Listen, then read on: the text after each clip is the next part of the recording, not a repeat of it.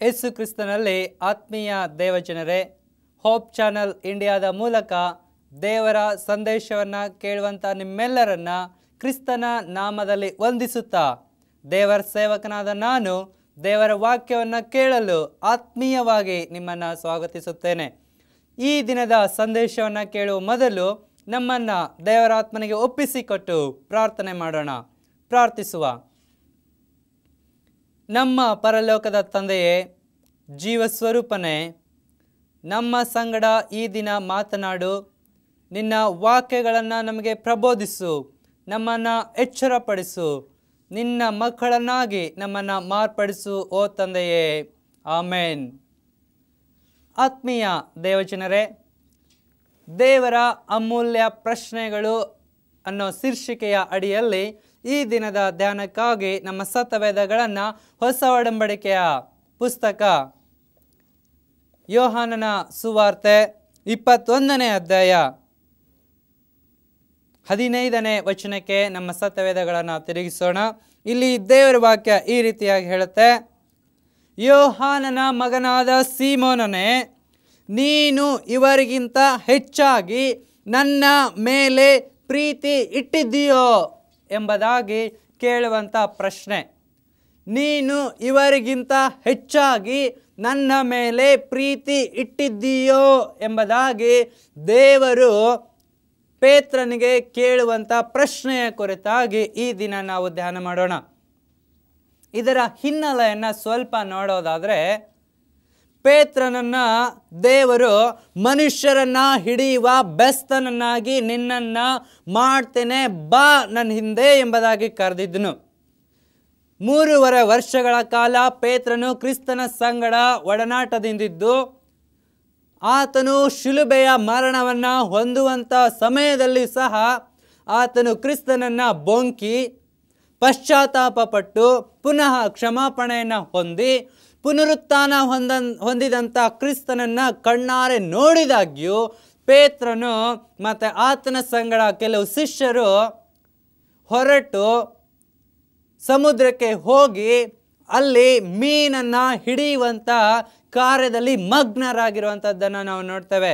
ಇದೇ ಯೋಹಾನ 21ನೇ ಅಧ್ಯಾಯ ಮೊದಲಿನ ಕೆಲವು ವಚನಗಳನ್ನು ನೀವು ಓದೋದಾದರೆ ಈ ವಿಷಯ ಅಲ್ಲಿ ಬಹಳ ಸ್ಪಷ್ಟವಾಗಿ ಕಂಡುಬರುವಂಥದ್ದಾಗಿದೆ.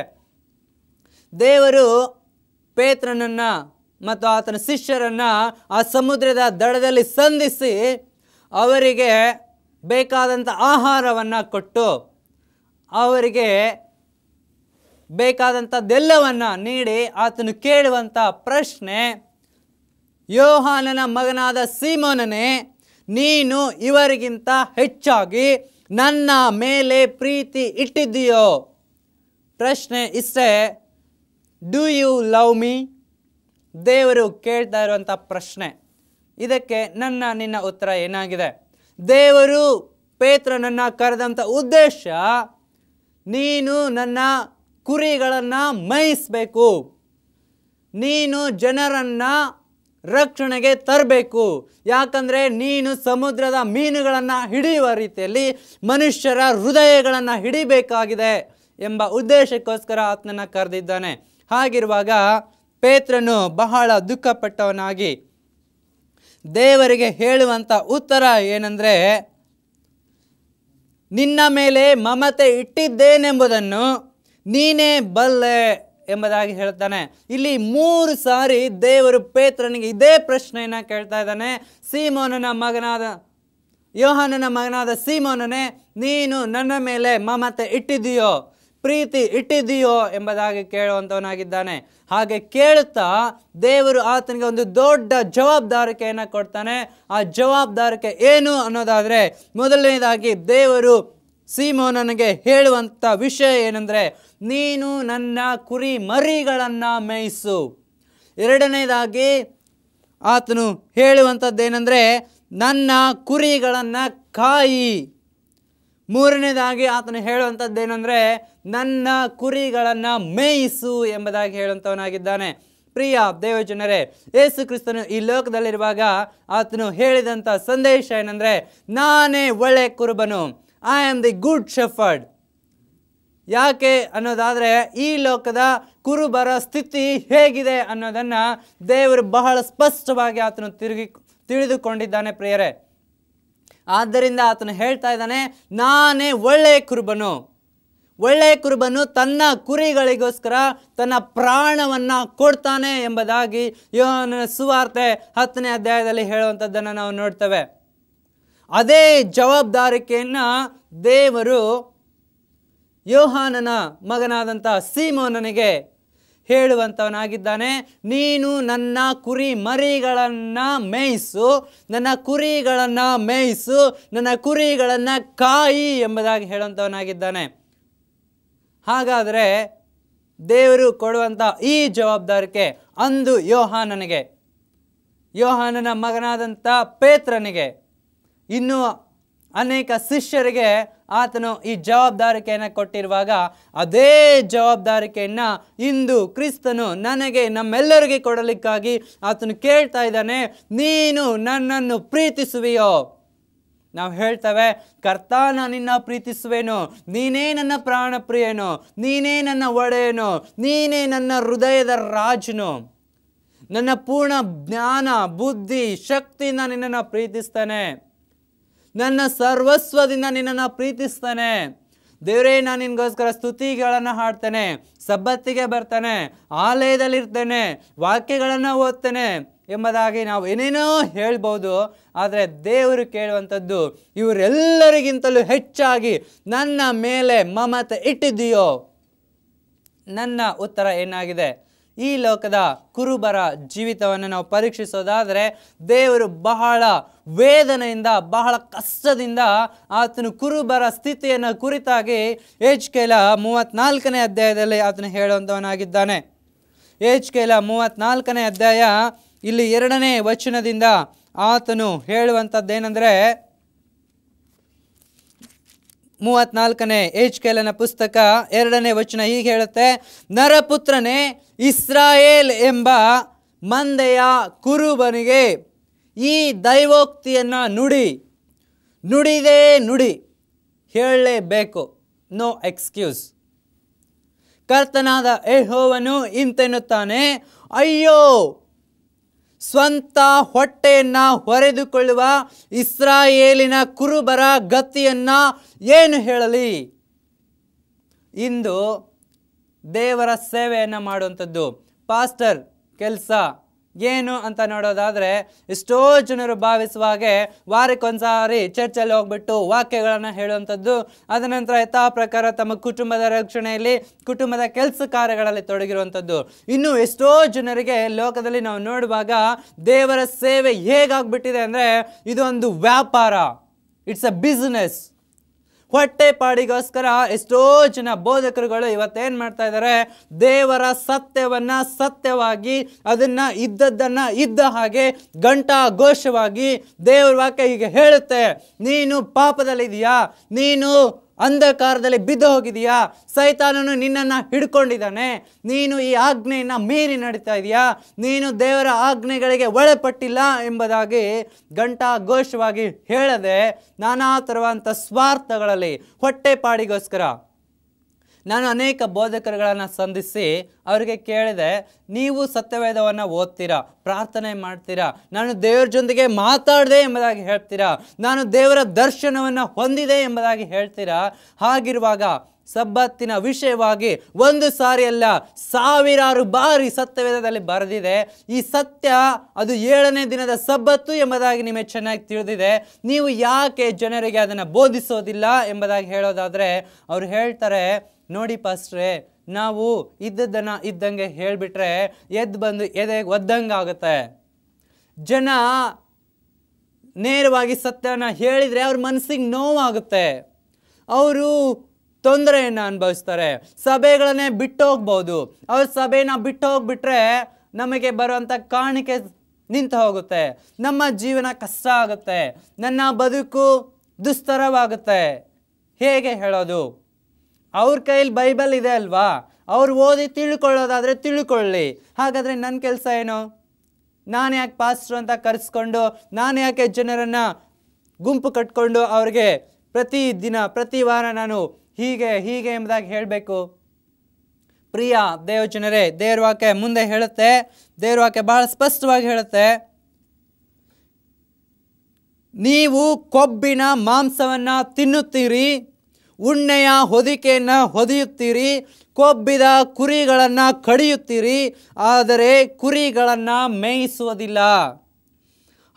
ನೀವು ದುರ್ಬಲವಾದವುಗಳನ್ನು ಬಲಗೊಳಿಸಲಿಲ್ಲ, ರೋಗದವುಗಳನ್ನು ಸ್ವಸ್ಥಪಡಿಸಲಿಲ್ಲ, ಮುರಿದ ಅಂಗಗಳನ್ನು ಕಟ್ಟಲಿಲ್ಲ, ಓಡಿಸಿದವುಗಳನ್ನು ಮಂದೆಗೆ ಸೇರಿಸಲಿಲ್ಲ, ತಪ್ಪಿಸಿಕೊಂಡವುಗಳನ್ನು ಹುಡುಕಲಿಲ್ಲ, ಅವುಗಳನ್ನು ಹಿಂಸೆ ಬಲಾತ್ಕಾರಗಳಿಂದ ಆಳುತ್ತಾ ಬಂದಿದ್ದೀರಿ ಎಂಬುದಾಗಿ ದೇವರ ವಾಕ್ಯ ಹೇಳುತ್ತೆ. ಪ್ರಿಯ ದೇವರ ಸೇವಕರುಗಳೇ, ಇವತ್ತು ಈ ವಾಕ್ಯದಿಂದ ನಮ್ಮನ್ನು ನಾವು ಎಚ್ಚರಿಸ್ಕೊಳ್ಳೋಣ. ದೇವರು ನಮಗೆ ಕೇಳುವಂಥ ಪ್ರಶ್ನೆ, ನೀನು ನಿಜವಾಗ್ಲೂ ನನ್ನನ್ನು ಪ್ರೀತಿಸ್ತೀಯೋ? ನನ್ನನ್ನು ಪ್ರೀತಿಸೋದಾದರೆ ಈ ಕಾರ್ಯಗಳನ್ನು ನೀನು ಮಾಡಬಾರ್ದು. ಸ್ವಂತ ಲಾಭಕ್ಕಾಗಿ, ಸ್ವಂತ ಹೊಟ್ಟೆಗಾಗಿ ನೀನು ಸೇವೆಯನ್ನು ಮಾಡದೆ, ಇಲ್ಲಿ ದೇವರು ಹೇಳುವ ಹಾಗೆ ಮುರಿದವುಗಳನ್ನು, ರೋಗದಲ್ಲಿರುವಂಥವುಗಳನ್ನು, ಚದುರಿ ಹೋದವುಗಳನ್ನು, ಮರೆಯಾಗಿ ಹೋದವುಗಳನ್ನು, ಕಷ್ಟದಲ್ಲಿರುವಂಥ ಕುರಿಗಳನ್ನು, ಬಳಲಿದವುಗಳನ್ನು ಆಧರಿಸಿ, ಅವುಗಳನ್ನು ಪ್ರೀತಿಸಿ, ಅವುಗಳಿಗೆ ಬೇಕಾದಂಥ ತಕ್ಕದಂಥ ಮೇವನ್ನು ದಯಪಾಲಿಸಿ, ಆ ಕುರಿಗಳನ್ನು ದೇವರ ಪ್ರಸನ್ನತೆಗೆ ತಂದು ದಷ್ಟ ಪುಷ್ಟವಾದಂಥ ಕುರಿಗಳನ್ನಾಗಿ ಮಾಡಿ, ದೇವರ ಆತ್ಮೀಕ ವಿಷಯದಲ್ಲಿ, ಸತ್ಯವೇದದ ಬೋಧನೆಗಳಲ್ಲಿ, ಸತ್ಯವೇದದ ಸತ್ಯಗಳನ್ನು ಅವರಿಗೆ ಘಂಟಾಘೋಷವಾಗಿ ತಿಳಿಸಿ, ಅವರನ್ನು ದೇವರ ರಾಜ್ಯಕ್ಕಾಗಿ ಸಿದ್ಧಪಡಿಸಬೇಕಾದಂಥ ದೊಡ್ಡದಾದಂಥ ಜವಾಬ್ದಾರಿ ಪ್ರತಿಯೊಬ್ಬೊಬ್ಬ ಬೋಧಕರ ಮೇಲೆ, ಪ್ರತಿಯೊಬ್ಬೊಬ್ಬ ವಿಶ್ವಾಸಿಯ ಮೇಲೆ, ಪ್ರತಿಯೊಬ್ಬೊಬ್ಬ ದೇವರ ಮಕ್ಕಳ ಮೇಲೆ ಇದೆ. ಪ್ರಿಯರೇ, ದೇವರ ವಾಕ್ಯ ಬಹಳ ಸ್ಪಷ್ಟವಾಗಿ ಹೇಳುತ್ತೆ,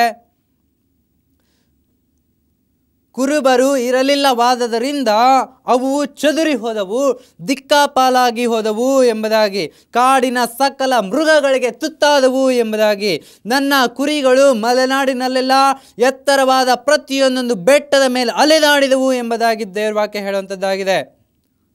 ಆದ ಕಾರಣ 9ನೇ ವಚನ ಹೇಳುತ್ತೆ, ಕುರುಬರೇ, ಯೆಹೋವನ ವಾಕ್ಯವನ್ನು ಕೇಳಿರಿ, ಕರ್ತನಾದ ಯೆಹೋವನು ಇಂತೆನ್ನುತ್ತಾನೆ, ಆಹಾ, ನನ್ನ ಜೀವದಾಣೆ, ನಾನು ಕುರುಬರಿಗೆ ವಿರುದ್ಧವಾಗಿದ್ದೇನೆ. ಅವರು ನನ್ನ ಕುರಿಗಳ ಲೆಕ್ಕವನ್ನು ನನಗೆ ಒಪ್ಪಿಸಲೇಬೇಕು. ನನ್ನ ಕುರಿ ಮೇಯಿಸುವ ಕೆಲಸದಿಂದ ಅವರನ್ನು ತೆಗೆದು ಬಿಡುವೆನು ಎಂಬುದಾಗಿ ದೇವರ ವಾಕ್ಯ ಹೇಳುವಂಥದ್ದಾಗಿದೆ. ಪ್ರಿಯ ದೇವ ಸೇವಕರೇ, ದೇವರ ವಾಕ್ಯವನ್ನು ಆಲಿಸ್ತಾ ಇರುವಂಥ ಎಲ್ಲ ಸಹೋದರ ಸಹೋದರಿಯರೇ, ಎಲ್ಲ ದೇವರ ವಿಶ್ವಾಸಿಗಳೇ, ದೇವರು ನಮ್ಮ ಪ್ರತಿಯೊಬ್ಬೊಬ್ಬರನ್ನು ಈ ಲೋಕದಲ್ಲಿ ಆರಿಸಿ ಆತನು ನಮ್ಮನ್ನು ಪ್ರತಿಷ್ಠಿಸಿರುವಂಥದ್ದು, ನಾವು ಬಳಲಿದವುಗಳನ್ನು, ಚದುರಿ ಹೋದಂಥ ಕುರಿಗಳನ್ನು, ಅಂದರೆ ಲೋಕದ ಜನರನ್ನು ಕಷ್ಟದಲ್ಲಿ, ಕಣ್ಣೀರಿನಲ್ಲಿ, ದುಃಖದಲ್ಲಿ, ವೇದನೆಯಲ್ಲಿ, ನಾನಾ ಥರವಂಥ ಹಿಂಸೆಯಲ್ಲಿ, ಬಲಾತ್ಕಾರದಲ್ಲಿ, ನಾನಾ ಥರವಂಥ ಪಾಪದಲ್ಲಿ, ನಾನಾ ಥರವಂಥ ಚಟಗಳಲ್ಲಿ, ನಾನಾ ಥರವಂಥ ರೋಗಗಳಲ್ಲಿ, ಕಾಯಿಲೆಗಳಲ್ಲಿ, ನಾನಾ ಥರವಂಥ ಸಮಸ್ಯೆಗಳಲ್ಲಿ ಬಿದ್ದಿರುವಂಥ ಜನರನ್ನು ಕ್ರಿಸ್ತನ ಬಳಿಗೆ ನಡೆಸಬೇಕಾಗಿದೆ. ಅವರನ್ನು ಸಂತೈಸಬೇಕಾಗಿದೆ, ಅವರನ್ನು ಆಧರಿಸಬೇಕಾಗಿದೆ, ಅವರನ್ನು ಪ್ರೀತಿಸಬೇಕಾಗಿದೆ. ದೇವರ ವಾಕ್ಯ ಬಹಳ ಸ್ಪಷ್ಟವಾಗಿ ಹೇಳುತ್ತೆ, ನೀವು ನನಗೆ ಉಣ್ಣೋದಕ್ಕೆ ಕೊಟ್ಟಿರಿ, ನೀವು ನನಗೆ ಹೊದೆಯುವುದಕ್ಕೆ ಕೊಟ್ಟಿರಿ, ನೀವು ನನಗೆ ಕುಡಿಯುವುದಕ್ಕೆ ಕೊಟ್ಟಿರಿ. ನಾನು ಸೆರೆಯಲ್ಲಿ ಬಿದ್ದಿದ್ದೆನು, ನೀವು ನನ್ನನ್ನು ನೋಡೋದಕ್ಕೆ ಬಂದಿರಿ. ನಾನು ರೋಗಿಯಾಗಿದ್ದೆನು, ನೀವು ನನ್ನನ್ನು ಆರೈಕೆ ಮಾಡೋದಕ್ಕೆ ಬಂದಿರಿ. ನಾವು ಈ ಲೋಕದಲ್ಲಿ ಜೀವಿಸುವಾಗ, ಲೋಕದ ಇತರರನ್ನು ನಾವು ಪ್ರೀತಿಸುವಾಗ ದೇವರ ವಾಕ್ಯ ಹೇಳುತ್ತೆ, ನಿನ್ನ ನೆರೆಯವನನ್ನು ನಿನ್ನಂತೆಯೇ ಪ್ರೀತಿಸು ಎಂಬುದಾಗಿ ದೇವರ ವಾಕ್ಯ ಹೇಳುವಾಗ, ನಾವು ಇತರರನ್ನು ಪ್ರೀತಿಸೋದಾದರೆ ಅದು ನಾವು ದೇವರಿಗೆ ಮಾಡಿದ ರೀತಿಯಲ್ಲಿ ಇರುವಂಥದ್ದಾಗಿದೆ. ದೇವರು ಇದನ್ನು ನನಗೆ ಮಾಡ್ತಾ ಇದ್ದಾನೆ ಎಂಬುದಾಗಿ ದೇವರು ಅದನ್ನು ಭಾವಿಸುವಂಥವನಾಗಿದ್ದಾನೆ, ಅದನ್ನು ನೀತಿ ಎಂಬುದಾಗಿ ಪರಿಗಣಿಸುವಂಥವನಾಗಿದ್ದಾನೆ. ಪ್ರಿಯರೇ, ದೇವರ ವಾಕ್ಯ ಹೇಳುತ್ತೆ, ಈ ನನ್ನ ಸಹೋದರರಲ್ಲಿ ಅಲ್ಪನಾದವನೊಬ್ಬನಿಗೆ ಏನೇನು ಮಾಡಿದಿರೋ ಅದನ್ನು ನನಗೂ ಮಾಡಿದ ಹಾಗಾಯಿತು ಎಂಬುದಾಗಿ ದೇವರ ವಾಕ್ಯ ಹೇಳುತ್ತೆ. ಪ್ರಿಯ ದೇವಜನರೇ, ದೇವರ ವಾಕ್ಯ ಬಹಳ ಸ್ಪಷ್ಟವಾಗಿ ಹೇಳುತ್ತೆ, ಕುರುಬರೇ, ನಿಮ್ಮ ಗತಿಯನ್ನು ಏನು ಹೇಳಿ? ನಾವು ಬಹಳ ತೀಕ್ಷ್ಣವಾಗಿ, ಬಹಳ ಸೂಕ್ಷ್ಮವಾಗಿ, ಬಹಳ ಗಂಭೀರವಾಗಿ ಇವತ್ತು ಇದನ್ನು ನಾವು ಪರೀಕ್ಷಿಸ್ಕೊಳ್ಬೇಕಾಗಿದೆ ಪ್ರಿಯರೇ. ನಾನು ಸೇವೆ ಮಾಡ್ತೇನೆ, ನಾನು ವಾಕ್ಯವನ್ನು ಹೇಳ್ತೇನೆ, ನಾನು ಅದ್ಭುತಗಳನ್ನು ಮಾಡ್ತೇನೆ, ನಾನು ಸುವಾರ್ತೆ ಸಾರ್ತೇನೆ, ದೊಡ್ಡ ದೊಡ್ಡ ಮೀಟಿಂಗ್ಗಳನ್ನು ಏರ್ಪಡಿಸ್ತೇನೆ, ಕೋಟ್ಯಾನುಕೋಟಿ ಲಕ್ಷಾನುಲಕ್ಷ ಜನರಿಗೆ ಒಂದೇ ಸರಿಗೆ ವಾಕ್ಯವನ್ನು ಹೇಳ್ತೇನೆ, ನಾನು ದೊಡ್ಡ ಪ್ರವಾದಿ, ನಾನು ದೊಡ್ಡ ಬೋಧಕ ಎಂಬುದಾಗಿ ಎಷ್ಟೋ ಸಾರಿ ನಮ್ಮನ್ನು ನಾವು ಹೆಚ್ಚಿಸಿಕೊಳ್ಳುವಂಥ ಸ್ಥಿತಿಗೆ ನಾವು ತಲುಪಿದ್ದೇವೆ. ಕೆಲವೊಂದು ಬೋಧಕರುಗಳನ್ನು ದೇವರ ವಾಕ್ಯವನ್ನು ಹಂಚಲಿಕ್ಕಾಗಿ ಅವ್ರನ್ನ ಕರೆಯುವಾಗ ಅವರಿಗೆ ಅವರದೇ ಆದಂಥ ಕೆಲವೊಂದು ಷರತ್ತುಗಳು, ನನಗೆ ಇಷ್ಟು ಹಣವನ್ನು ಕೊಟ್ಟರೆ ಮಾತ್ರ ನಾನು ಬರ್ತೇನೆ, ನನಗೆ ಇಷ್ಟು ದೊಡ್ಡ ಡಯಾಸ್ ಬೇಕು, ಅಲ್ಲಿ ಅಂದಾಜು ಇಷ್ಟು ಜನ, ಇಷ್ಟು ಲಕ್ಷ ಜನ, ಇಷ್ಟು ಸಾವಿರ ಜನ ಬಂದು ಸೇರುವಂಥವರಾಗಿರಬೇಕು, ಅಲ್ಲಿ ನನಗೆ ನನ್ನದೇ ಆದಂಥ ಪ್ರೊಟೆಕ್ಷನ್, ಕಾವಲುಗಳನ್ನು ನೇಮಿಸಬೇಕು. ನಾವು ಎಷ್ಟೋ ಜನರನ್ನು ನೋಡ್ತೇವೆ. ಪೌಲ, ಪೇತ್ರ, ಯೋಹಾನರು ಹಳ್ಳಿಗಳಲ್ಲಿ ಹೋಗಿ ದೇವರ ಸುವಾರ್ತೆಯನ್ನು ಸಾರುವಾಗ ಯಾವ ಕಾವಲುಗಾರನ ಆತನಿಗಿದ್ನು, ಯಾವ ಬಾಡಿಗಾರ್ಡ್ ಆತನ ಮುಂದೆ ಗನ್ನನ್ನು ಹಿಡ್ಕೊಂಡು ನಿಂತಿದ್ನು, ಯಾವ ಸೇವಕನು ಅವರಿಗೆ ಬಂದು ಸೇವೆ ಮಾಡ್ತಾ ಇದ್ನು. ಯೇಸು ಕ್ರಿಸ್ತನು ಬೆಟ್ಟದ ಮೇಲೆ ಕುಳಿತು 5,000, 10,000, 15,000 ಜನರಿಗೆ ಸುವಾರ್ತೆಯನ್ನು ಹೇಳುವಾಗ ಆತನ ಪಕ್ಕದಲ್ಲಿ ಗನ್ನನ್ನು ಹಿಡಿದುಕೊಂಡು ಆತನ ಕಾವಲಿಗಾಗಿ ಯಾರು ನಿಂತ್ಕೊಂಡಿದ್ರು ಪ್ರಿಯರೇ? ಬೋಧಕರೇ, ನಾವು ಎಚ್ಚರವಾಗಿರೋಣ. ದೇವರು ನಮ್ಮನ್ನು ಕರೆದಿರುವಂಥ ಉದ್ದೇಶ ನಾವು ಯಥಾರ್ಥ ಮನಸ್ಸಿನಿಂದ ಸೇವೆಯನ್ನು ಮಾಡಬೇಕು. ಹೌದು, ಲೋಕದಲ್ಲಿ ನಮಗೆ ವೈರಿಗಳಿದ್ದಾರೆ, ಲೋಕದಲ್ಲಿ ನಮಗೆ ಹಿಂಸೆಯನ್ನು ಕೊಡುವಂಥವರಿದ್ದಾರೆ. ಆದರೆ ಲೋಕದ ಎಲ್ಲರಿಗಿಂತ ಶಕ್ತಿಶಾಲಿಯಾದಂಥ ದೇವರು ನಮಗೆ ಇದ್ದಾನೆ ಪ್ರಿಯರೇ. ಆ ದೇವರನ್ನು ನಾನು ಮೊರೆ ಹೋಗುವಾಗ ಎಲ್ಲ ಕೇಡಿನಿಂದ, ಗಂಡಾಂತರದಿಂದ, ಅಪಾಯಗಳಿಂದ ಆತನು ನಮ್ಮನ್ನು ತಪ್ಪಿಸ್ತಾನೆ. ದಾವೀದನು ಹೇಳ್ತಾನೆ, ಯೆಹೋವನು ನನ್ನ ಶರಣನು, ನನ್ನ ಕೋಟೆ, ನನ್ನ ಬಂಡೆ, ನನ್ನ ಆಶ್ರಯ ದುರ್ಗ, ನನ್ನ ಆಶ್ರಯ ಗಿರಿ ಎಂಬುದಾಗಿ ಹೇಳ್ತಾನೆ. ನನ್ನ ರಕ್ಷಣೆಯ ಕೊಂಬು ಆತನೇ ಎಂಬುದಾಗಿ ಹೇಳ್ತಾನೆ. ಪ್ರಿಯ ದೇವಜನರೇ, ನನ್ನ ಜೀವಿತ ಎಂಥದ್ದಾಗಿದೆ? ನನ್ನ ಜೀವಿತ ಹೇಗಿದೆ? ನಾನು ದೇವರನ್ನು ಪ್ರೀತಿಸ್ತಾ ಇದ್ದೀನ? ನಿಜವಾಗ್ಲೂ ಪ್ರೀತಿಸ್ತಾ ಇದ್ದೀನ? ಅಥವಾ ಬರೀ ಪ್ರೀತಿಸ್ತೇನೆ ಎಂಬುದಾಗಿ ಹೇಳ್ಕೊಳ್ತಾ ಇದ್ದೀನ? ದೇವ್ರ ವಾಕ್ಯ ಬಹಳ ಸ್ಪಷ್ಟವಾಗಿ ಹೇಳುತ್ತೆ, ನೀನು ನನ್ನನ್ನು ಪ್ರೀತಿಸೋದಾದರೆ ನನ್ನ ಆಜ್ಞೆಗಳನ್ನು ಕೈಕೊಂಡು ನಡೆಯುವಿರಿ. ಪ್ರಿಯ ದೇವಜನರೇ, ಈ ವಚನವನ್ನು ಮುಂದೆ ಇಟ್ಕೊಂಡು ನಮ್ಮನ್ನು ನಾವು ಪರೀಕ್ಷೆ ಮಾಡ್ಕೊಳ್ಳೋಣ. ನಾನು ನಿಜವಾಗ್ಲೂ ದೇವರನ್ನು ಪ್ರೀತಿಸೋದಾದರೆ ದೇವರ ಆಜ್ಞೆಗಳನ್ನು ಕೈಕೊಂಡು ನಡೀತಾ ಇದ್ದೀನ? ಒಬ್ಬನೇ ದೇವರನ್ನು ನಾನು ನಂಬಿದ್ದೀನ? ನಾನು ದೇವರ ಹೆಸರನ್ನು ಅಯೋಗ್ಯ ಕಾರ್ಯಕ್ಕಾಗಿ ಎತ್ತುತ್ತಾ ಇದ್ದೀನ? ನಾನು ವಿಗ್ರಹ ಆರಾಧನೆಯಲ್ಲಿ ತೊಡಗಿಕೊಂಡಿದ್ದೀನ? ವಿಗ್ರಹ ಆರಾಧನೆ ಅಂದರೆ ಒಂದು ಸ್ಟ್ಯಾಚ್ಯೂ ಇಟ್ಟು ದಿನ ಹೋಗಿ ಅದಕ್ಕೆ ನಮಸ್ಕಾರ ಮಾಡೋದು ಮಾತ್ರ ವಿಗ್ರಹ ಆರಾಧನೆ ಅಲ್ಲ.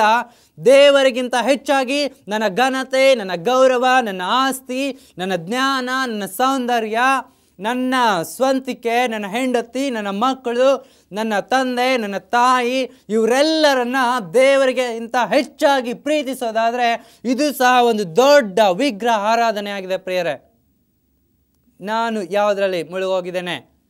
4ನೇ ಆಜ್ಞೆ ಹೇಳುತ್ತೆ, ಸಬ್ಬತ್ ದಿನವನ್ನು ದೇವರ ದಿನ ಎಂದು ಆಚರಿಸೋದಕ್ಕೆ ಜ್ಞಾಪಕದಲ್ಲಿ ಇಟ್ಟುಕೋ ಎಂಬುದಾಗಿ ಹೇಳುತ್ತೆ. ನಾನು ಸಬ್ಬತ್ ದಿನವನ್ನು ಆಚರಿಸ್ತಾ ಇದ್ದೀನ? 7ನೇ ದಿನವಾದ ಶನಿವಾರದಂದು ನಾನು ದೇವರ ಆಲಯಕ್ಕೆ ಹೋಗ್ತಾ ಇದ್ದೀನ? ಅಥವಾ ನಾನು ಇದ್ದಂಥ ಸ್ಥಳದಲ್ಲಿಯೇ ದೇವರನ್ನು ಆರಾಧಿಸ್ತಾ ಇದ್ದೀನ? ಇಡೀ ದಿನವನ್ನು ದೇವರ ಆರಾಧನೆಗೆಂದು ಮೀಸಲಾಗಿಟ್ಟಿದ್ದೀನ?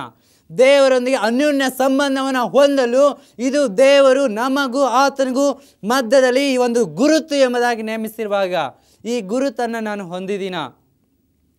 ಪರಲೋಕಕ್ಕೆ ಹೋಗಲು ಬೇಕಾದಂಥ ಮುದ್ರೆ ಈ ಸಬ್ಬತ್ತಿನ ಆಜ್ಞೆಯಲ್ಲಿರುವಾಗ ಈ ಮುದ್ರೆಯನ್ನು ನಾನು ಹೊಂದಿದ್ದೀನ? ಸೈತಾನನಿಗೆ ಒಂದು ಮುದ್ರೆ ಇದೆ, ಅದೇ ರೀತಿ ಕ್ರಿಸ್ತನನ್ನು, ಪರಲೋಕ ರಾಜ್ಯವನ್ನು ಸೇರಲು ಸಹ ನಮಗೆ ಒಂದು ಮುದ್ರೆ ಇದೆ ಪ್ರಿಯರೇ. ಆ ಮುದ್ರೆ ಸಬ್ಬತ್ತಿನ ಮುದ್ರೆ. ಆ ಮುದ್ರೆಯಲ್ಲಿ ಆತನ ಹೆಸರು, ಆತನು ಸೃಷ್ಟಿಕರ್ತನು ಎಂಬುದಾಗಿ, ಆತನು ಭೂಮಿ ಆಕಾಶಗಳಿಗೆ ಒಡೆಯನು ಎಂಬುದಾಗಿ ಬರೆಯಲ್ಪಟ್ಟಿದೆ. ಈ ಮುದ್ರೆ ಇಲ್ಲದೆ ಹೋದರೆ ಪರಲೋಕ ರಾಜ್ಯವನ್ನು ನಾನು ಕಾಣಲು ಸಾಧ್ಯ ಇಲ್ಲ ಪ್ರಿಯರೇ. ಹಾಗಿರುವಾಗ ನಾನು ಇದನ್ನು ಮಾಡ್ತಾ ಇದ್ದೀನ? ನನ್ನ ತಂದೆ ತಾಯಿಗಳನ್ನು ಸನ್ಮಾನಿಸ್ತೇನ? ವ್ಯಭಿಚಾರ, ಕದಿಯೋದು, ಮೋಸ, ನಾನಾ ಥರವಂಥ ಈ ಪಾಪದಲ್ಲಿ ನಾನು ಕೆಟ್ಟು ಹೋಗಿದ್ದೀನ? ಇವುಗಳನ್ನು ಮಾಡದೆ ನಾನು ಜೀವಿಸ್ತಾ ಇದ್ದೀನ? ನಾವು ಇವತ್ತು ಪರೀಕ್ಷೆ ಮಾಡ್ಕೊಳ್ಬೇಕಾಗಿದೆ ಪ್ರಿಯರೇ. ದೇವರ ವಾಕ್ಯ ಹೇಳುತ್ತೆ, ವಿಶೇಷವಾಗಿ ಬೋಧಕರಿಗೆ ಯಾಕೋಬನ ಪತ್ರಿಕೆಯಲ್ಲಿ ದೇವರ ವಾಕ್ಯ ಈ ರೀತಿಯಾಗಿ ಹೇಳುತ್ತೆ, ಬೋಧಕರ ಅಂತ ನಿಮಗೆ ಬಹಳ ಕಠಿಣವಾದ ತೀರ್ಪು ಇದೆ ಎಂದು ನೆನೆಸಿ ಬಹು ಜನ ಬೋಧಕರಾಗಬೇಡ್ರಿ ಎಂಬುದಾಗಿ ದೇವರ ವಾಕ್ಯ ಬಹಳ ಸ್ಪಷ್ಟವಾದಂಥ ಎಚ್ಚರಿಕೆಯನ್ನು ನೀಡುವಂಥದ್ದಾಗಿದೆ. ನಾನು ಬೋಧಕನಾಗಿದ್ದೀನಿ ಅನ್ನೋದಾದರೆ ನಾನು ದೇವರ ವಾಕ್ಯವನ್ನು ಇದ್ದದ್ದನ್ನು ಇದ್ದ ಹಾಗೆ ಹೇಳಬೇಕಾಗಿದೆ. ಅದರಿಂದ ಜನ ನನ್ನನ್ನು ಬೈಬೋದು, ನನ್ನನ್ನು ತಿರಸ್ಕರಿಸ್ಬೋದು, ನನ್ನನ್ನು ಹುಚ್ಚ ಅಂತ ಹೇಳ್ಬೋದು, ನನ್ನನ್ನು ಪಾಪಿ ಎಂಬುದಾಗಿ ಹೇಳ್ಬೋದು, ನನ್ನನ್ನು ಸುಳ್ಳು ಬೋಧಕ ಎಂಬುದಾಗಿ ಹೇಳ್ಬೋದು. ಆದರೆ ದೇವರ ವಾಕ್ಯವನ್ನು ಇದ್ದದ್ದನ್ನು ಇದ್ದ ಹಾಗೆ ಹೇಳೋದಾದರೆ ದೇವರು ನಮ್ಮನ್ನು ಪ್ರೀತಿಸಿ, ನಮ್ಮನ್ನು ಕ್ಷಮಿಸಿ, ನಮ್ಮನ್ನು ಆಶೀರ್ವದಿಸಿ ತನ್ನ ರಾಜ್ಯದಲ್ಲಿ ಆತ ನಮ್ಮನ್ನು ಸೇರಿಸ್ಕೊಳ್ತಾನೆ. ಇಲ್ಲದೆ ಹೋದರೆ ಕಳ್ಳ ಕುರುಬನಿಗೆ ನಾವು ಹೋಲಿಕೆಯಾಗಿದ್ದೇವೆ ಪ್ರಿಯರೇ. ಜನರ ಮುಖ ದಾಕ್ಷಿಣ್ಯಕ್ಕೋಸ್ಕರ ನಾನು ದೇವರ ಸೇವೆಯನ್ನು ಮಾಡೋದಾದರೆ, ಜನರು ಕೋಪಿಸ್ಕೊಳ್ತಾರೆ ಅಂತ ನಾನು ಭಯ ಪಡೋದಾದರೆ, ಜನರು ಏನಾದರೂ ಅಂದ್ಕೊಳ್ತಾರೆ ಅಂತ ನಾನು ನೆನೆಸೋದಾದರೆ ನಾನು ಇನ್ಯಾವ ದೇವರ ಸೇವಕ? ಏನಕ್ಕೆ ನಾನು? ಅದಕ್ಕಿಂತ ಯಾವುದಾದ್ರೂ ಕೂಲಿ ಕೆಲಸವನ್ನು ಮಾಡಿಕೊಂಡು ಜೀವನ ಮಾಡೋದು ಬಹಳ ಒಳ್ಳೆಯದಲ್ವೇ? ಪ್ರಿಯ ದೇವಜನರೇ, ನಾವು ಎಚ್ಚರವಾಗಿರೋಣ. ಇದು ಸುಪ್ರಸನ್ನತೆಯ ಕಾಲ, ಇದೆಯ ರಕ್ಷಣೆಯ ದಿನ.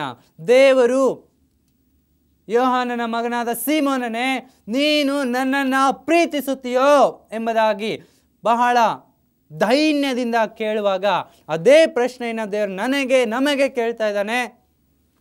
ನನ್ನ ಮಗನೇ, ನನ್ನ ಮಗಳೇ, ನೀನು ನನ್ನನ್ನು ಪ್ರೀತಿಸುತ್ತೀಯೋ? ನೀನು ನನ್ನನ್ನು ಸಂಪೂರ್ಣವಾಗಿ, ಎಲ್ಲರಿಗಿಂತ ಹೆಚ್ಚಾಗಿ, ಎಲ್ಲವುಗಳಿಗಿಂತ ಹೆಚ್ಚಾಗಿ, ಲೋಕದ ಎಲ್ಲದಕ್ಕಿಂತ ಹೆಚ್ಚಾಗಿ ನೀನು ನನ್ನನ್ನು ಪ್ರೀತಿಸ್ತೀಯೋ ಎಂಬುದಾಗಿ ದೇವರು ಕೇಳ್ತಾ ಇದ್ದಾನೆ. ನಿನ್ನ ಉತ್ತರ ಏನಾಗಿದೆ? ಪ್ರಿಯ ದೇವಜನರೇ, ನಮ್ಮನ್ನು ನಾವು ಪರೀಕ್ಷೆ ಮಾಡಿಕೊಳ್ಳೋಣ. ಇದು ಸುಪ್ರಸನ್ನತೆ ಕಾಲ, ಇದು ರಕ್ಷಣೆಯ ದಿನ ಪ್ರಿಯರೇ. ಈ ದಿನ ಮತ್ತೆ ನಮ್ಮ ಜೀವಿತದಲ್ಲಿ ಸಿಗದೆ ಹೋಗ್ಬೋದು. ನನ್ನ ನ್ಯಾಯ ವಿಚಾರಣೆ ಮುಗಿದು ನಾನು ಅಪಾತ್ರನು, ನಾನು ನರಕ ಪಾತ್ರನು ಎಂಬುದಾಗಿ ಒಂದು ವೇಳೆ ದೇವರು ತೀರ್ಮಾನಿಸುವಂಥ ಸಮಯ ಈಗಲೇ, ಈ ದಿನವೇ ಇರೋದಾದರೆ ನನ್ನ ಜೀವಿತ ಏನಾಗಿದೆ? ಪ್ರಿಯರೇ, ನಮ್ಮನ್ನು ದೇವರಾತ್ಮನಿಗೆ ಒಪ್ಪಿಸಿಕೊಡೋಣ.